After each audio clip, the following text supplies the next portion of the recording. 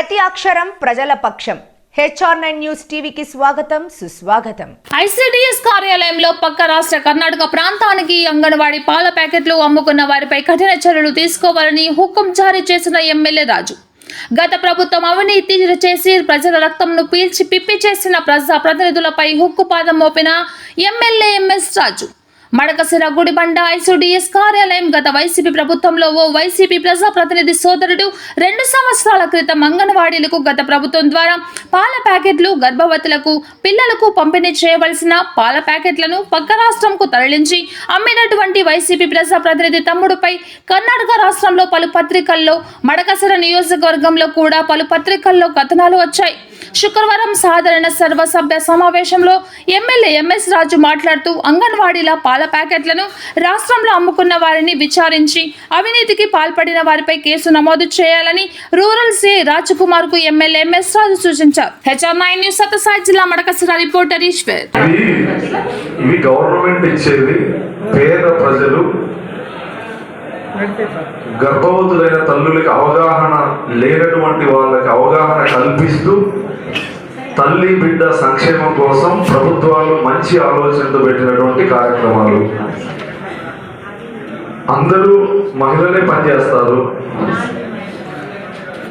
మాకన్నా తల్లి విలువ మీకే ఎక్కువ తెలుసు. మరి అటువంటి గర్భవతులకి అన్యాయం చేయాలని ఎట్లా అనిపించింది తల్లి? పాల ప్యాకెట్లతో సహా పక్క రాష్ట్రాల్లో అమ్ముకున్నారంటే మీకు తెలియకుండా ఇవన్నీ ఎక్కడ పోయినాయమ్మా? నేనైతే మనస్ఫూర్తిగా చెప్తున్నాను, నేను వచ్చినప్పటి నుంచి కూడా ఎలాంటి అవకతవకలు జరగడం లేదు, జరిగేదానికి ఆస్కారం కూడా లేదు. సిఐ గారు 3-4 సంవత్సరాల నుంచి ఎంత మెటీరియల్ వచ్చింది, ఎక్కడెక్కడ జరిగి మా డిపార్ట్మెంట్ లో ఎంక్వైరీ చేయిస్తా, మీరు ఓవరాల్ గా రికార్డ్ చెక్ చేయండి. సార్ నేను 1 సంవత్సరం మీద 3 నెలల రికార్డు ముందువి మడకసిరలో ఉంటాయి సార్. ఎక్కడున్నాయి కానీ మడకసిరే కానీ పుట్టపర్తిలో ఉన్నా కూడా తెప్పించేస్తాం తల్లి. సార్ అది మీ అందరికీ విజ్ఞప్తి చేసేది బాబు, పబ్లిక్ మీటింగ్ కాదు తల్లి. మీకు విజ్ఞప్తి చేసేది నేను ఒకటే, గ్రామీణ ప్రాంతాల్లో ప్రభుత్వం ఏ లక్ష్యంతో అయితే ఇవన్నీ చేస్తా ఉన్నారో ఆ లక్ష్యం పూర్తిగా నెరవేరాలి. ఎటువంటి చిన్న అవినీతి కూడా జరగడానికి వీల్లేదు.